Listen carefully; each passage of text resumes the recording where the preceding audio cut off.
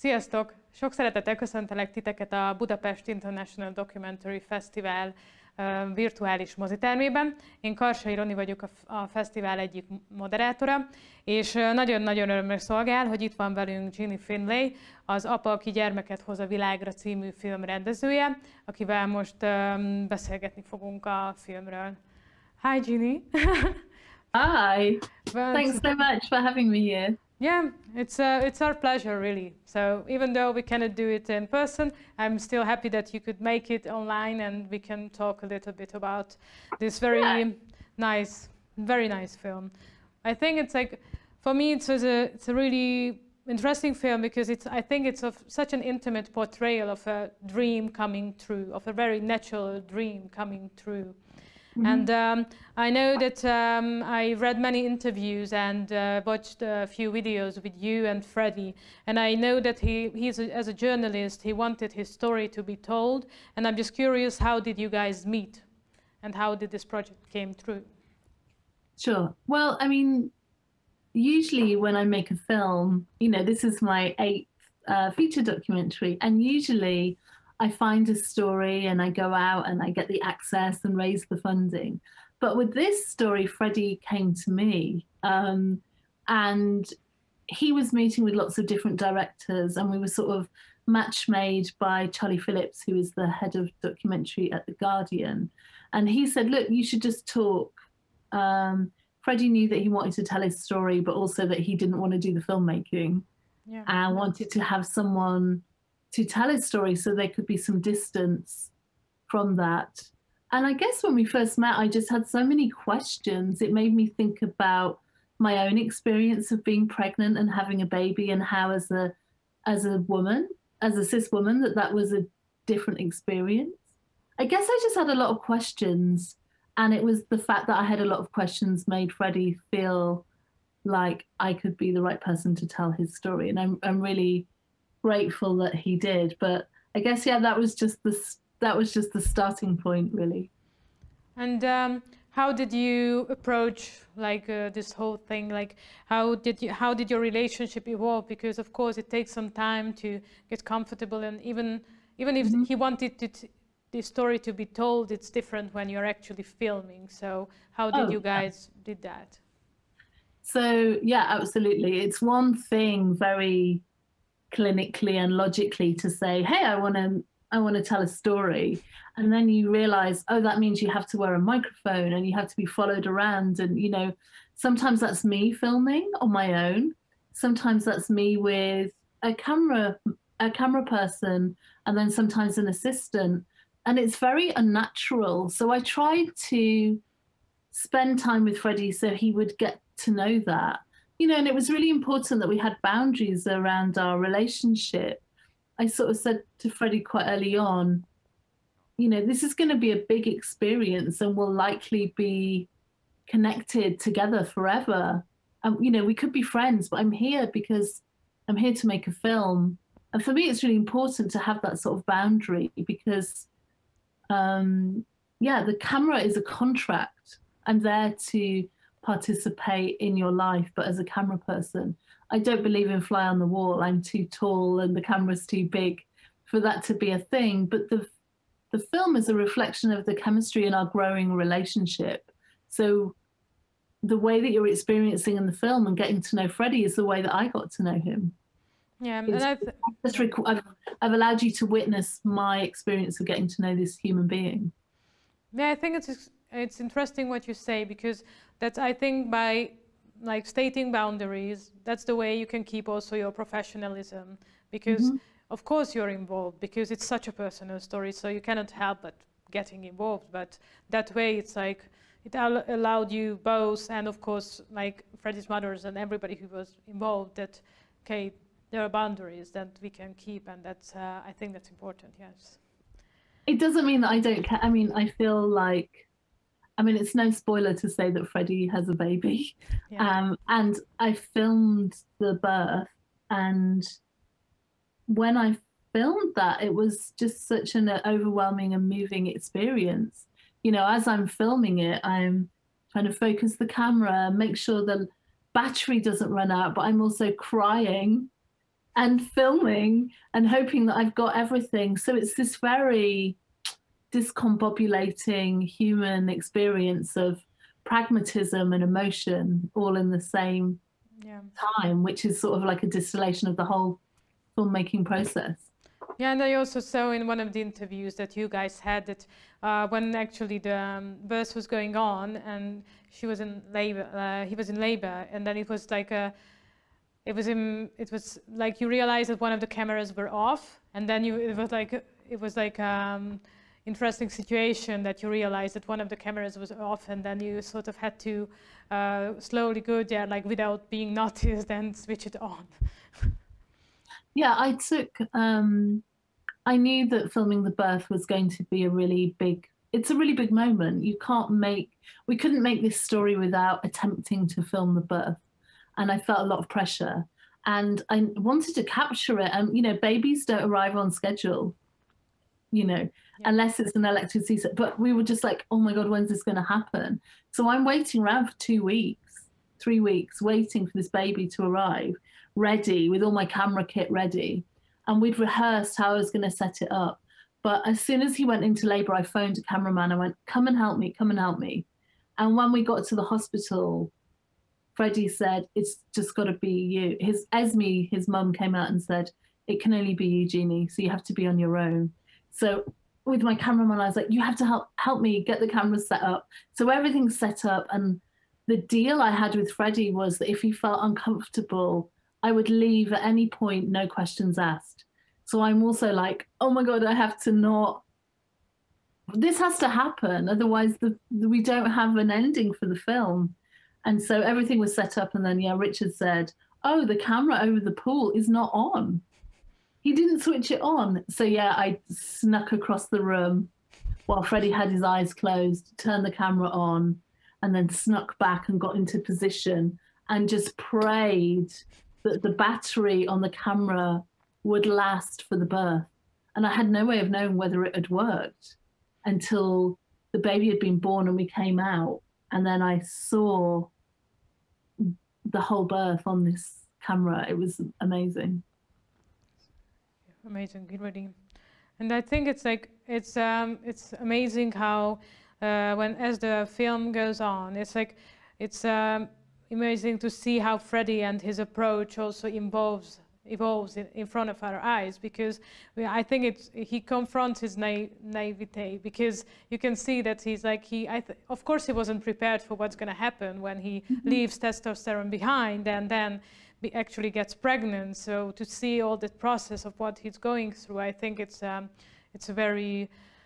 amazing to see, and it's really important because it's really not something that we see every day, and there is not much awareness that comes to it. I think the biggest challenge for me as a filmmaker was to translate the notion of gender dysphoria. Now that's something that not all trans people, but many trans people experience.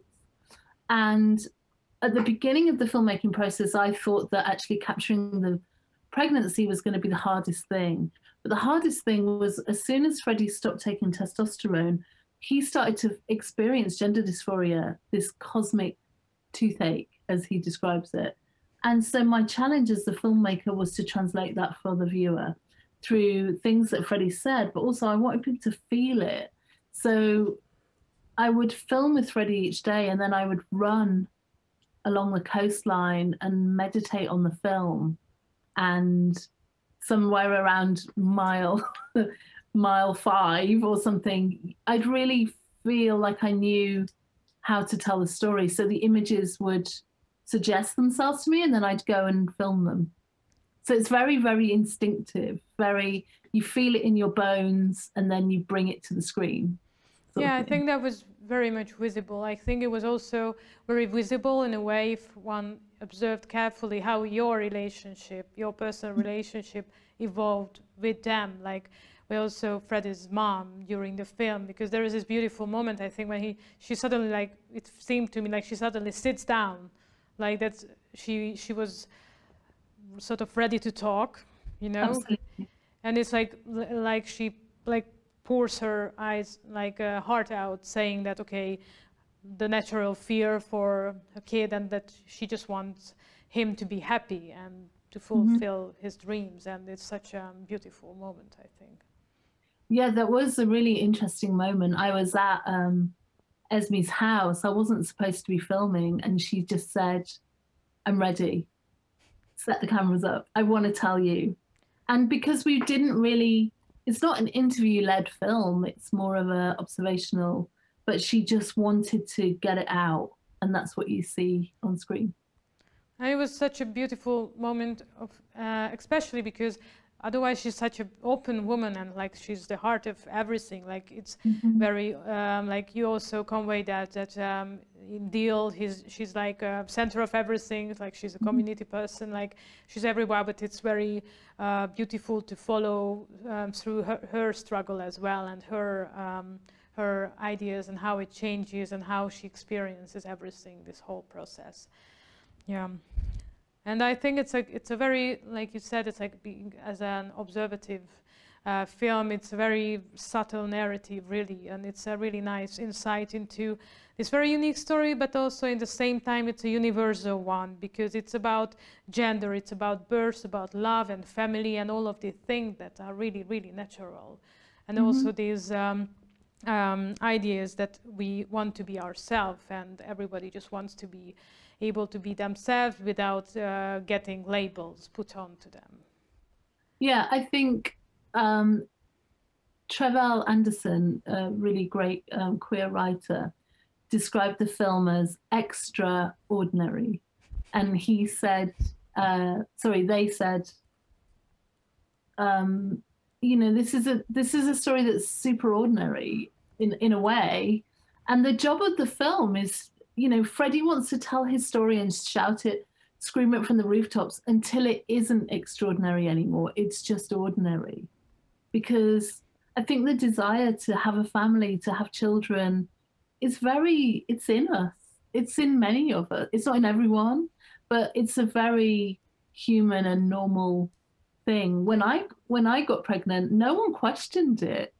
And I think that for trans and queer people, of course they want to have families, of course they want to settle down, of course they want to have children. And it's just giving voice to something that's been going on, I guess. Yeah, and I think in general about LGBT people, that's what's sort of lost in the conversation for people who are opposing them. That it's why do we need to talk about this? Like, this is your private issue, but it's not.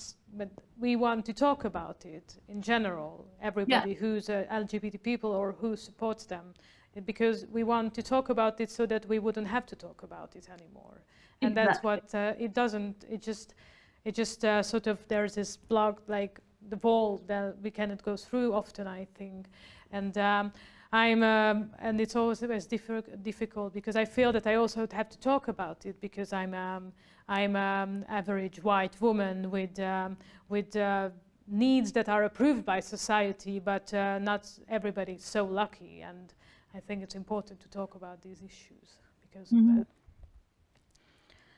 And yeah, I think it's a very prominent film. Actually, I'm really happy that we get to show this in the festival because we talked about this before, but like in Hungary, it's getting really difficult for trans people because of a recent change in the law. Trans people cannot legally change their gender anymore, so it raises many questions, and therefore it's very important to talk about this because it validates potential harassment for them. And once it is approved by from higher grounds, and then it's very difficult because people will feel that it is legit to do things that they shouldn't do. Yeah. And yeah, I'm excited that the film's being shown in Hungary and is being seen by other audiences. You know, I think the intimacy of Freddie's story is sort of international. You know, he's a very British Pacific person, but I think that his desires for a family life and the way that he articulates his one story is something that can be experienced and understood all over the world, really. And the film's played a lot internationally, and you know, I've had amazing experiences pre-COVID of going to Australia and America and you know, lots of different countries and seeing audiences engage with the story, and it's so moving. And meeting young trans people, meeting midwives and doctors, and thinking that it may affect the way that other trans people are treated when they give birth. It must be an amazing experience to see how the film evolves and how what effect it has on the life of people who see it. It's really amazing. Absolutely. And, absolutely. Why we do it. Yeah. And can you tell me more about how was the film received? Because I've seen lots of interviews, so I can see that it was a big hit in a way, you know, because it got a lot of recognition, and especially Freddie being a journalist, it's like he can also express his side of the story. I checked his Instagram as well, and but with your own words, I'm just curious to hear how you experience it. Yeah, I mean, we launched the film at Tribeca Film Festival. So it was, we did like some big international festivals all in quick succession. Like on one trip, we went to Tribeca, to Hot Docs in Toronto, to Doxa in Vancouver, and to QDoc in Portland, Oregon. So it's this kind of crazy little mini tour of meeting people. But, you know, the film went to cinemas in the UK. It's shown all over the world, and then it broadcast on BBC Two, which is you know, it's a very mainstream 9 o'clock BBC Two. It is hardcore mainstream broadcast, and it was interesting when we're in a cinema and we're doing a Q&A and we're meeting people directly. There's one level of engagement, but when films like this broadcast on television, they have an opportunity to meet millions of people. So the conversation then moves to social media, and you get the online response. And obviously there's people who are opposed to trans people, but I think in the majority, people are actually much more open than you'd think, in a way. And yeah, that's been heartening and overwhelming. But the negative responses have made me believe that the time to show this film is, you know, it's more relevant than ever, really. You know, only when these stories become more visible will there be more understanding, and you shift the dial. Yeah, definitely. And I think there's also, like what you said, that people are like, can be like surprisingly open. Like I think there's always this factor potentially that maybe they are, you know, sort of interested in the subject, but they have a sort of fear of the unknown, like how it is usually with things like this. And maybe they have a certain open mind, but they cannot really articulate this feeling because they weren't given the means. But for example, a film like yours can open their like mouth in a way, like, okay, I'm gonna now say that what's on my mind, because it made me realize how I feel. You know, and I think that there's a hesitancy sometimes with people not wanting to say people don't want to say the wrong thing, so they get confused about pronouns. You know, the reason why my pronouns are in my user ID. I noticed that. That's a really simple way of being an ally, is to make your pronouns it's just part of your everyday, so it's not a big deal. It's not a big deal. Yeah, and I noticed that also myself, that I also babbled a little bit, and I said by accident she instead of he, and it is so annoying because one tries to be really, not just PC, but I want to be respectful, because I want to respect everybody. And it's even if you pay close attention and you are really supporting, you can still make these mistakes. But I think it's okay, because otherwise we will never, you know, learn and get better in this. Yeah. Someone told me that you need, like, no one ever misgenders animals. You know, like dogs and cats, everyone always said, you know, anyway, sorry, that's an unfinished thought, so you should cut that out. But I think that people are scared of doing the right thing, and sometimes that gets in the way of them doing anything.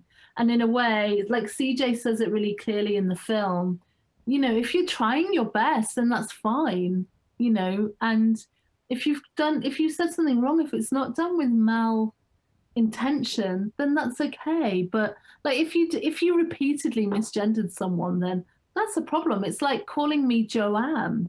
My name's Jeanie. To call me the wrong name would be really rude. But if you do it once, it's not the end of the world, and I'm not gonna like have a freak out. Yeah, and it's also these social norms, but that are really deeply engraved into us. And even if it's something that we like and support, it takes time, you know, to sort of wash these feelings and emotions that were put into us out. It's really difficult.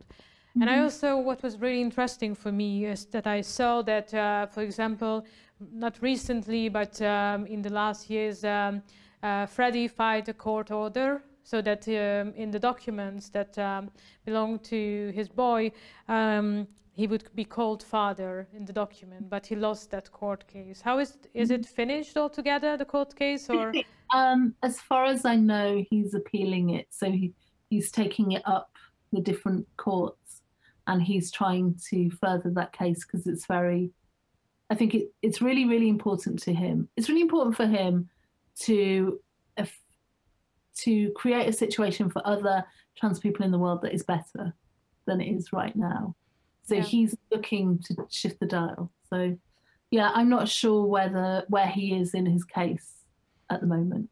Yeah, but I was happy to see when I checked his social media that he's very active in being an advocate for this whole story, and by sharing his story, and it was visible in the film as well, that, and I think he also said it in one of the interviews that I watched, that it, you know, like there is this conflict that may seem to be visible for people, that he wanted his story to be told, but at the same time he didn't want his pregnancy to be known at that moment. But of course it is understandable, because I think he felt as well that he didn't know what was going to happen, so he wanted the filming part to keep it to himself in a way, you know, and then get the story out and to be told.